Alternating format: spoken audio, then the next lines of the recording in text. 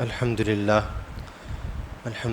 وحدہ والصلاة والسلام علی من لا نبی بعدہ اما بعد فاعوذ باللہ من الشیطان الرجیم بسم اللہ الرحمن الرحیم رب اشرح لی صدری ویسر لی امری واحلل عقدۃ من لسانی یفقہوا قولی صدق اللہ خالقنا العظیم وصدق رسولہ النبی الکریم ونحن علی ذلک لمن الشاہدین والشاکرین والحمد للہ رب العالمین۔ مولاي صلی وسلم دائما ابدا علی حبیبک خیر الخلق کلہم هو الحبیب الذی ترجى شفاعته لكل حول من الاحوال مقتحم۔ مولاي صلی وسلم دائما ابدا علی حبیبک خیر الخلق کلہم۔ حمد و صلوات کے بعد اللہ رب العزت کا کروڑا کروڑ احسان کہ اس مالک لم یزل کی دی ہوئی عطا اور توفیق سے آج ایک بار پھر درس قرآن کے اندر ہم تمام یہاں جمع ہیں، اور انشاءاللہ آج کے درس قرآن میں ہم سورۃ البقرہ کی آیت نمبر 76 سے آغاز کریں گے۔ اس سے پہلے ہم موسیٰ علیہ السلام کی قوم کا ذکر، یہود کا ذکر پڑھ چکے ہیں، ان کے اللہ رب العزت کے احکامات سے انکار کا تذکرہ پڑھ چکے ہیں۔ اسی سلسلے کو آگے بڑھاتے ہوئے آج کی آیت مبارکہ کے اندر بھی کچھ چیزیں ہمارے سامنے ہیں جو ہم انشاءاللہ پڑھیں گے۔ سب سے پہلے ایک آیت مبارکہ جس میں اللہ رب العزت ارشاد فرما رہا ہے، فرمایا وَإِذَا لَقُوا الَّذِينَ آمَنُوا قَالُوا آمَنَّا۔ ہم نے پچھلی اسباق میں ایک تذکرہ پڑھا تھا کہ یہود جب مسلمانوں کو ملتے تھے تو وہ کہتے تھے کہ ہم ایمان لے آئے، اور جب وہ اپنے لوگوں میں جاتے تھے تو مذاق اڑاتے تھے کہ ہم تو مذاق کر رہے ہیں۔ ابتدائی رکوع کے اندر ہم نے یہ پڑھا تھا، تو یہ آیت مبارکہ بھی اسی ضمن کے اندر ہے۔ تو رب تعالیٰ ارشاد فرماتا ہے وَإِذَا لَقُوا الَّذِينَ آمَنُوا قَالُوا آمَنَّا، اور جب یہ مسلمانوں سے ملتے ہیں تو کہتے ہیں ہم ایمان لا چکے ہیں۔ وَإِذَا لَقُوا الَّذِينَ آمَنُوا، وَإِذَا لَقُوا الَّذِينَ، اور جب یہ ملتے ہیں لوگوں سے، آمنوا ایمان والوں سے جو ایمان لا چکے، قَالُوا آمَنَّا تو کیا کہتے ہیں؟ ہم ایمان لے آئے۔ وَإِذَا خَلَا بَعْضُهُمْ إِلَىٰ بَعْضٍ، اور جب یہ آپس میں اکیلے میں ملتے ہیں، قالوا تو کہتے ہیں اتحدثونہم، کیا ان کے سامنے وہ علم بیان کریں، بما فتح اللہ علیکم، جو اللہ نے تمہارے اوپر کھولا ہے، لیحاجوکم بہ عند ربکم، تاکہ اس کے ذریعے یہ تمہارے رب کی بارگاہ میں تمہارے اوپر حجت قائم کریں۔ مراد یہ ہے کہ جب وہ آپس میں ایک دوسرے سے ملتے تھے تو تورات اور زبور کا انجیل کا تذکرہ کر کے کہتے تھے کہ اس علم کو ان کے اوپر کھولیں، حالانکہ ہمارے جو اندرونی علم ہے، جو ہماری اندر کی بات ہے، جس بات کو ہم نے دلوں میں چھپایا ہوا ہے، وہ یہ نہیں جانتے۔ پھر فرمایا افلا تعقلون، کیا تمہیں عقل نہیں؟ اس کے بعد اگلی آیت مبارکہ میں اللہ تعالیٰ ارشاد فرماتا ہے اولا یعلمون ان اللہ یعلم ما یسرون وما یعلنون، کیا یہ اتنی بات نہیں جانتے کہ اللہ جانتا ہے جو کچھ وہ چھپاتے ہیں اور جو کچھ ظاہر کرتے ہیں۔ اب اللہ رب العزت الزامی طور پر یہ جواب ارشاد فرما رہا ہے کہ وہ یہ سمجھتے ہیں کہ جو ان کے دلوں کا حال ہے وہ مسلمانوں سے بظاہر چھپا لیتے ہیں، اور اس پر وہ اتراتے ہیں، وہ خوشی کا اظہار کرتے ہیں کہ دیکھو ہم نے مسلمانوں کو کیسا دھوکہ دیا، مسلمانوں کے ساتھ مسلمانوں کے دوست، اور جب اپنی محفل میں جاتے ہیں تو کیا کرتے ہیں؟ مسلمانوں کی دشمنی۔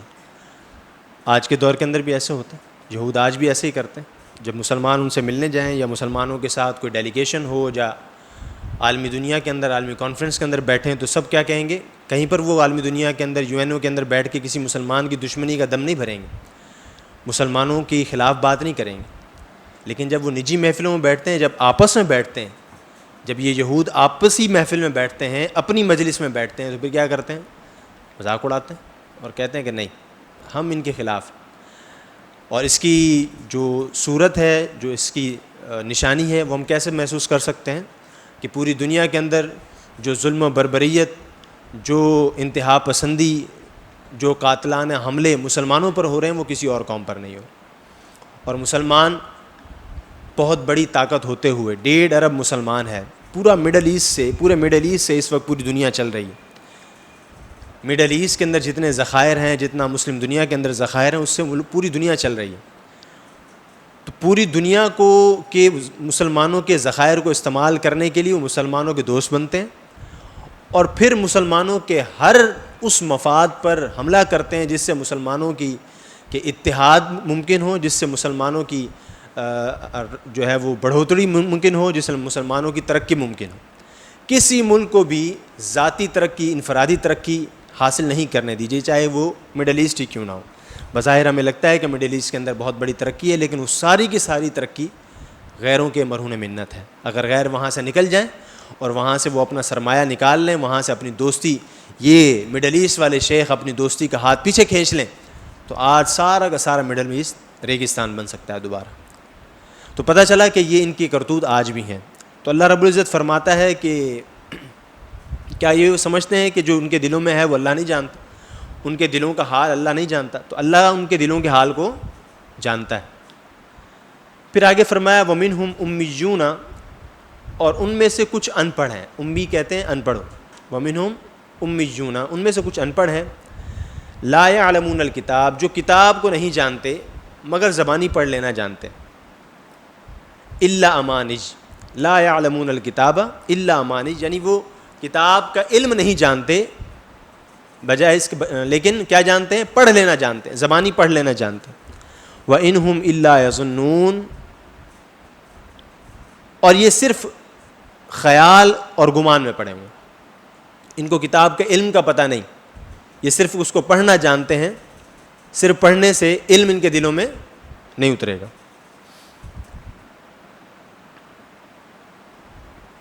اب یہاں اس آیت مبارکہ سے, اگلی آیت مبارکہ سے, آیت نمبر 79 سے اللہ رب العزت یہودی علماء کی تحریفات کا ذکر کر رہا ہے. یعنی یہودی علماء نے جو تورات کے اندر تحریفات کی تھی ان کا ذکر کر رہا ہے. فرمایا فویل للذین یکتبون الکتاب بایدیہم, تو بربادی ہے ان لوگوں کے لیے. یہ فویل للذین آیت مبارکہ, فویل کا مطلب ہوتا ہے, ویل کا مطلب ہوتا ہے تباہی و بربادی. جیسے قرآن کریم کے اندر آیت مبارکہ فویل للمصلین, تباہی و بربادی ہے ان لوگوں کے لیے جو نماز پڑھتے ہیں. مصلین نماز پڑھتے ہیں. آیت مبارکہ یاد ہوگی, فویل للمصلین. آگے کیا ہے؟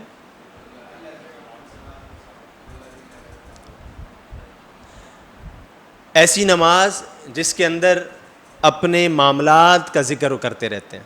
وہ نمازیں جس کے اندر وہ پڑھ تو نماز رہے ہوتے ہیں لیکن وہ خیالات کسی اور جگہ ہوتے ہیں, وہ اپنی رقم کو گن رہے ہوتے ہیں, اپنے مال و اسباب کو گن رہے ہوتے ہیں.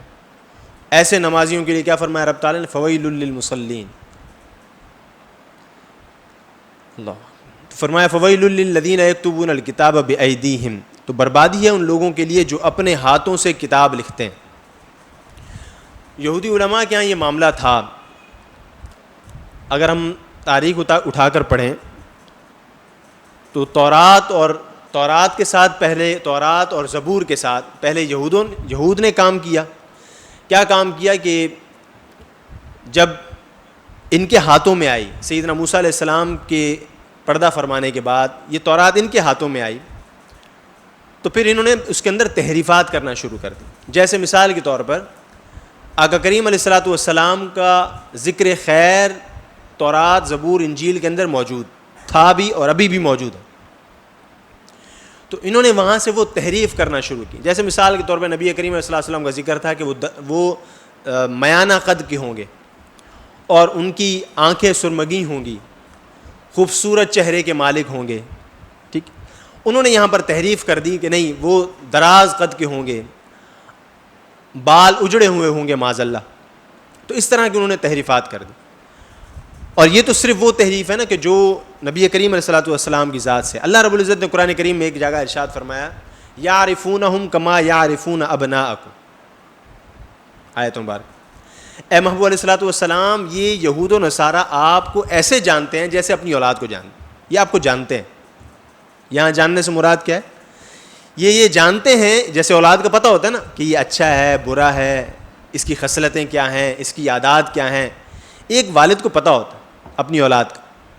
تو اللہ رب العزت نے فرمایا یعرفونہم کما یعرفون ابناءکم، یہ آپ کو ایسے ہی جانتے ہیں جیسے اپنی اولاد کو جانتے ہیں. مراد کیا ہے کہ یہ آپ کی تمام تر اوصاف کو جانتے ہیں اور یہ آپ کی تمام تر خصوصیات کو جانتے ہیں کہ آپ نبی ہی آخر الزماں ہیں، کیونکہ نشانیاں تمام کی تمام بائبل کے اندر موجود ہیں، آج بھی موجود ہیں. کبھی موقع ملے گا تو انشاءاللہ بائبل کے اندر profit Muhammad in the Bible کے نام سے پوری ہم نے ایک ریسرچ ورک کیا تھا، تو اس کے اندر موجود ہے کہ کہاں کہاں پر بائبل کے اندر نبی کریم علیہ الصلوۃ والسلام کا ذکر خیر ہے. اب انہوں نے تحریفات کرنے کی کوشش کی، بڑی تحریف کی، کوشش کی کہ بھائی ہم تحریف کر دیں تاکہ کیا ہو کہ ہماری جو چوہدراہٹ ہے نا، جو ہمارا روب و دبدبہ ہے لوگوں پر، وہ روب و دبدبہ نہ ختم ہو جائے، وہ چودراہٹ نہ ختم ہو جائے. کہ کیونکہ اگر لوگوں کو پتہ چل گیا، یعنی یہود کو ہی پتہ چل گیا کہ بھائی بائبل کے اندر جو یہ ذکر خیر جس شخصیت کے بارے میں ہے، جن کی آمد کا ہر یہودی اور نصرانی منتظر تھا، وہ شخصیت یہ محمد رسول اللہ صلی اللہ تعالی علیہ وسلم، اگر یہ یہود و نصارہ بتا دیں تو کیا ہوگا؟ بتانے والا پہلے تو خود ایمان لے آئے نا. جب اس کو اپنی کتاب کے مطابق یہ یقین ہو جائے کہ جس کا انتظار ہم کر رہے ہیں، جس نجات دہندہ کا انتظار ہم کر رہے ہیں وہ نجات دہندہ آ چکے، تو پہلے تو وہ خود ایمان لے آئے. اور اگر وہ خود ایمان نہیں بھی لانا چاہتا تو یہ عبارت اگر کوئی عام یہودی پڑھ لے تو وہ جا کے ایمان لے آئے گا. بھائی ساری زندگی جس کا انتظار کیا، آباء و اجداد نے جس کا بتاتے رہے، وہ آ گئے، اب ان کا ایمان لیا. تو وہ اس کی وہاں انہوں نے تحریف کر دی کہ کہیں ایسا نہ ہو کہ ہماری چودراہٹ ختم ہو جائے. پھر کیا کہتے ہیں؟ ثم یقولون ھذا من عند اللہ. پھر کیا کہتے ہیں؟ ھذا من عند اللہ. تحریف کرتے، خود سے لکھتے، اور پھر کیا کہتے کہ یہ خدا کی طرف سے. لیشتروا بہ ثمنا قلیلا. کس چیز کے عوض؟ اشترا کہتے ہیں خریدنے کو. وہ کس چیز کے خریدتے؟ اس کام کے عوض وہ کیا کرتے؟ چھوٹی سی قیمت خریدتے. یعنی یہ جو کام کیا انہوں نے کس چیز کے بدلے میں کیا؟ ان کی چودراہٹ. اس چودراہٹ کی بنیاد پر وہ جو اپنے لوگوں سے، کمزور لوگوں سے جزیہ لیتے تھے، جو اپنے کمزور لوگوں سے مال و اسباب لیتے تھے، ان کے علماء جو مال بٹورتے تھے یہی باتیں سنا سنا کر، اس کے عوض ان کو کیا ملتا تھا؟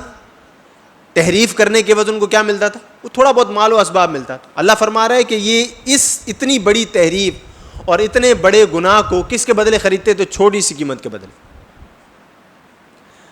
پھر آگے ارشاد فرمایا فویل لہم مما کتبت. تو ان لوگوں کے لیے ان کے ہاتھوں کے لکھے ہوئے، فویل لہم مما کتبت ایدیہم، ان کے ہاتھوں کے لکھے ہوئے، فویل لہم مما یکسبون، اور ہلاکت ہے ان کے لیے ان کی کمائی کی وجہ سے، تباہی اور بربادی. یعنی ان کے اپنے ہاتھوں کے لکھے ہوئے کی وجہ سے اور اپنی کمائی کی وجہ سے ان کے لیے ہلاکت و بربادی.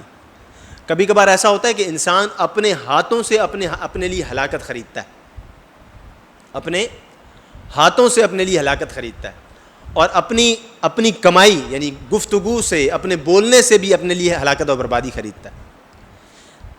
مثال کے طور پر میں دے سکتا ہوں کہ آج کے واعظین، حق بیان کرنا یہ بڑا مشکل کام ہے، اور الزام تراشیاں کرنا، لوگوں کی چاہ کے مطابق بات کرنا، لوگوں کے نفسانی خواہشات کو پورا کرنے کے لیے بات کرنا، یہ آسان، اس سے واہ واہ زیادہ ہوتا.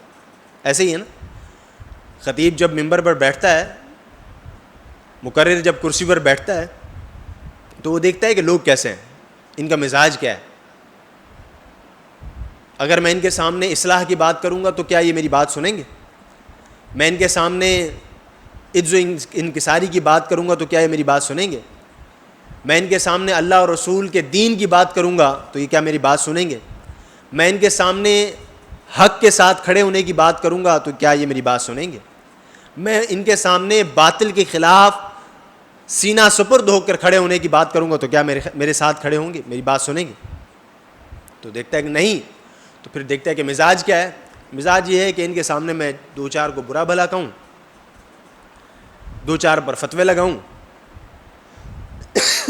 ان کو ذرا جھڑکوں, اپنی بڑائیاں بیان کروں تو یہ واہ واہ ہو جائے گی, یا پھر قصے کہانیاں سناؤں تو واہ واہ ہو جائے گی.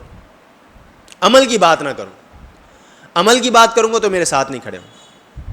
آج کے دور کے اندر بھی ہوتا ہے. تو کیا کرتا ہے انسان؟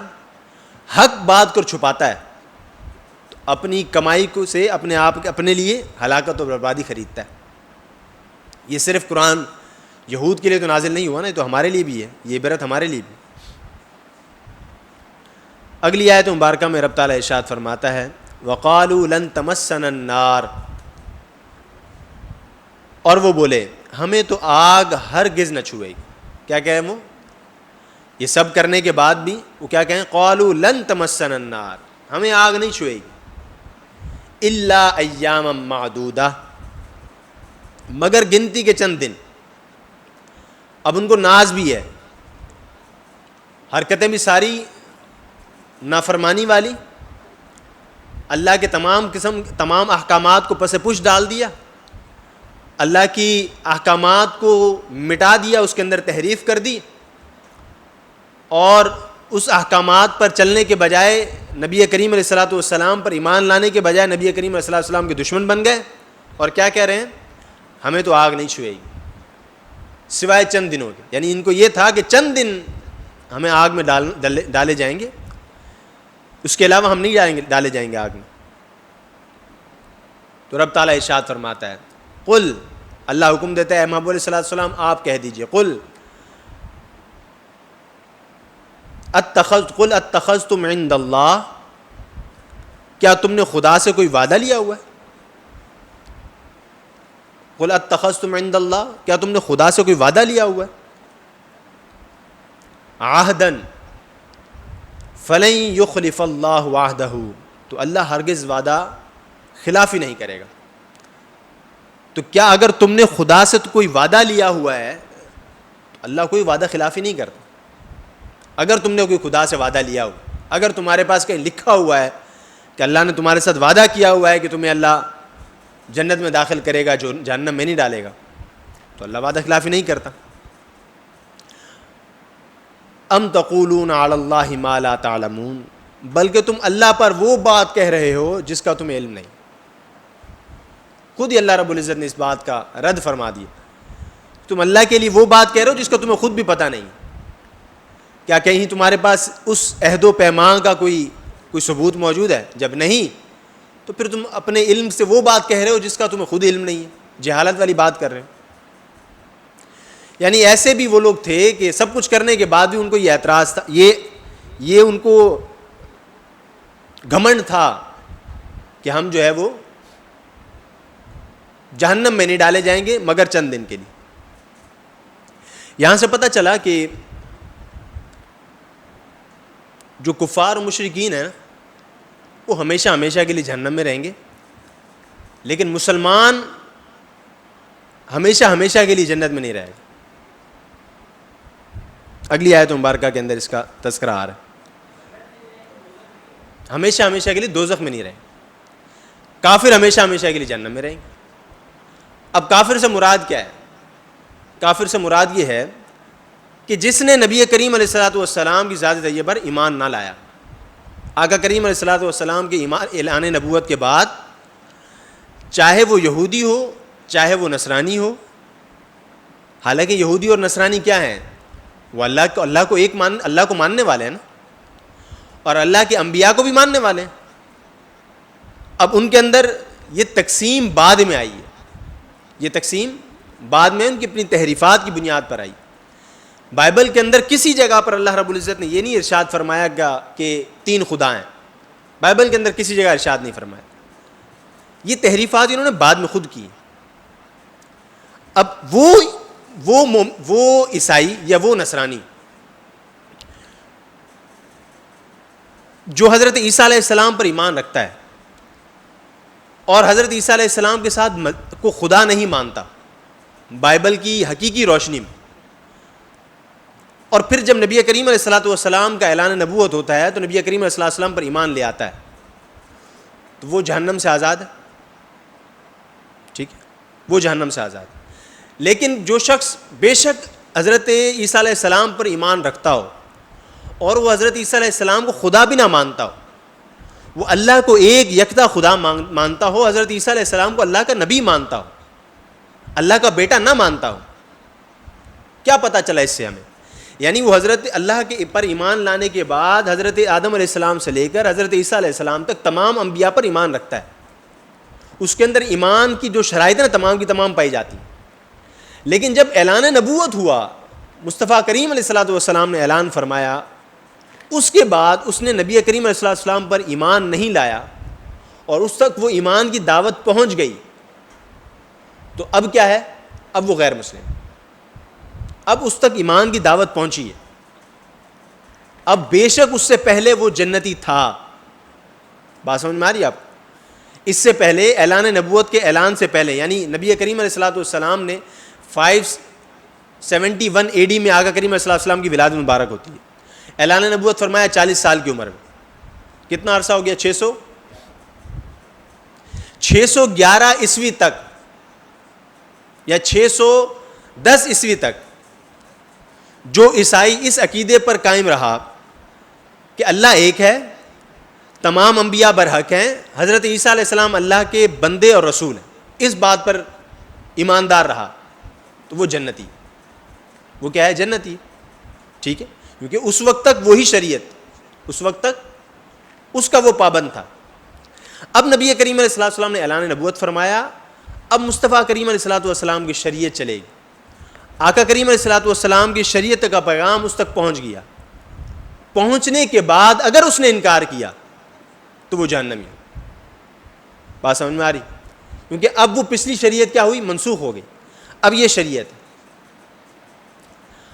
نبی کریم علیہ السلام کی اعلان نبوت کے بعد آج تک کوئی دعوے دار, چاہے وہ یہودی ہو چاہے نصرانی ہو, یہ نہیں کہہ سکتا کہ بھائی میں حضرت آدم علیہ السلام سے لے کر حضرت موسیٰ علیہ السلام تک یا حضرت عیسیٰ علیہ السلام تک تمام انبیاء پر ایمان رکھتا ہوں اور میں ان کو اللہ کا بندہ اور رسول مانتا ہوں, میں صرف محمد عربی کو نہیں مانتا, تو میں کیسے جہنمی ہو گیا؟ یہ نہیں ہو سکتا. آج کے دور میں اس کو کیا کرنا ہوگا؟ جنتی ہونے کے لیے کیا کرنا ہوگا؟ نبی کریم علیہ السلام کا کلمہ پڑھنا ہوگا, لا الہ الا اللہ محمد رسول اللہ کا کلمہ پڑھنا ہو. ٹھیک ہو گیا؟ اگلی آیت مبارکہ میں فرمایا بلا من کسب سیئۃ واحاطت بہ, کیوں نہیں جس نے گناہ کمایا, واحاطت بہ خطیئتہ, اور اس کی خطا نے اس کا گھیراؤ کر لیا. کہا جا رہا ہے کہ بلا من کسب سیئۃ, جس نے گناہ کیا. سیئہ کسے کہتے ہیں؟ گناہ کرنے کو. واحاطت بہ, گھیر لینا. واحاطت بہ, گھیر لینا. خطیئتہ, اس کی خطا نے اس کو گھیر لی.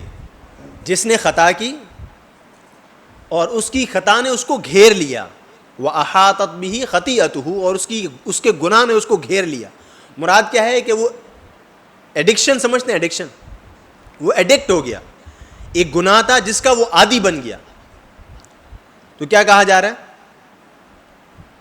فَأُولَٰئِكَ أَصْحَابُ النَّارِ, تو وہی لوگ جہنمی ہیں. ہم فیہا خالدون, اور اس کے اندر وہ ہمیشہ ہمیشہ رہیں. بات سمجھ میں آ رہی؟ جس نے کوئی گناہ کیا اور اس گناہ پر دوام اختیار کیا, کثرت اختیار کی, عادت بن گئی اس کی, اس کو گھیر لیا, اس کو احاطہ کر لیا اس گناہ نے, تو پھر اس کے لیے کیا ہے؟ جہنم ہے, اور وہ اس کے اندر ہمیشہ ہمیشہ رہے گا. اسی آیت مبارکہ اگلا حصہ پڑھ لیں گے تو پھر ہمیں ایک بات سمجھ میں آئے گی, ایک مسئلہ سمجھ میں آ جائے.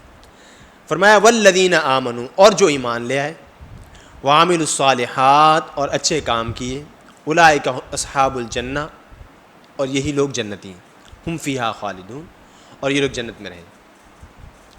لیکن جو لوگ ایمان لے آئے اور اعمال صالحہ کیے, نیک اعمال کیے, تو یہ لوگ کون ہیں؟ جنت والے ہیں, اور یہ اس میں ہمیشہ کے لیے رہیں. اب پچھلی آیت مبارکہ کے مطابق اگر کوئی شخص گناہ گار ہے اور اس کے اوپر دوام بھی ہے, تو کہا جا رہا ہے کہ وہ ہمیشہ ہمیشہ کے لیے جہنم میں رہے گا. تو یہاں پر ایک بات سمجھ لینی چاہیے, وہ گناہ جس نے اس کی زندگی کا احاطہ کیا ہو وہ ایک ہی گناہ ہے. باقی ہر گناہ وہ گناہ ہے جس کو وہ اگر کوشش کرے تو ترک کر سکتا ہے, چھوڑ سکتا ہے. یہاں احاطہ کرنے سے مراد کیا لی گئی کہ وہ گناہ جس کو وہ چھوڑنا چاہے بھی تو نہیں چھوڑ پا رہا. کون سا گناہ ہے؟ وہ شرک کا گناہ ہے. یعنی شرک وہ گناہ ہے کہ جس کو انسان جب اختیار کر لیتا ہے, مسلمان ہوتے ہوئے یا غیر مسلم ہوئے, اسی کے اوپر دوام ہے. تو مسلمان ہوتے ہوئے اگر اس نے شرک کیا تو پھر وہ دائرہ اسلام سے خارج ہے, وہ ہمیشہ ہمیشہ کے لیے جہنمی, اگر وہ اس سے لوٹ کر نہیں آتا. اور اگر کوئی کافر ہے اور اس شرک کو اس نے دوام اختیار کیا, اسی کے ساتھ منسلک رہا, اس تک دین اسلام کی دعوت پہنچی, ایمان کی دعوت پہنچی, لیکن وہ اس طرف نہیں آیا اور اسی شرک پر قائم رہا, تو وہ شخص ہمیشہ ہمیشہ کے لیے جہنم میں رہے. یہاں پر وہ گناہ مراد نہیں ہے جس سے انسان مسلمان ہونے کے ناطے کوئی گناہ کرتا ہے. کیوں مراد نہیں ہے؟ کیونکہ مسلمان کے لیے نبی کریم علیہ الصلوۃ والسلام کی حدیث مبارکہ ہے کہ ہر مسلمان اپنے گناہ کا, اپنی خطا کا مزہ چکھے گا. مراد کیا ہے؟ کہ وہ مزہ چکھنے کے بعد اللہ کے محبوب علیہ الصلوۃ والسلام کی شفاعت سے جنت میں داخل ہو. ایک شرک وہ واحد گناہ ہے جو انسان کو جہنم سے نہیں نکال سکے. بات سمجھ میں آ رہی؟ یعنی شرک انسان کو ہر حال میں جہنم میں رکھے گا. شرک کے علاوہ جتنے گناہ ہیں اگر انسان اس سے لوٹنے کی کوشش کرے, اس کو چھوڑنے کی کوشش کرے, تو جتنا گناہ کیا ہے اس کی سزا بھگتنے کے بعد وہ کہاں جائے گا؟ جنت میں جائے. یہاں تک منافقین کا تذکرہ تھا, یہود کا تذکرہ تھا, اور پھر گناہگاروں کا تذکرہ تھا, اور پھر اعمال صالحہ کرنے والے ایمان والوں کا تذکرہ. اگلی آیت مبارکہ سے ایک اور بنی اسرائیل کے ساتھ جو عہد و پیما ہوئے, جو بنی اسرائیل کے ساتھ جو وعدے ہوئے, جو بنی اسرائیل کو نعمتیں دی گئیں, ان کا تذکرہ دوبارہ سے شروع ہوگا. تو انشاءاللہ العزیز اگلی آیت مبارکہ سے ہم اس موضوع کا دوبارہ آغاز کریں گے. اللہ رب العزت سے دعا ہے کہ خلاق عالم اب تک جو پڑھا, جو سیکھا, جو سمجھا, اس پر عمل کرنے کی توفیق نصیب فرمائے, اور دوسروں تک یہ علم پہنچانے کی توفیق نصیب فرمائے. وما علینا الا البلاغ.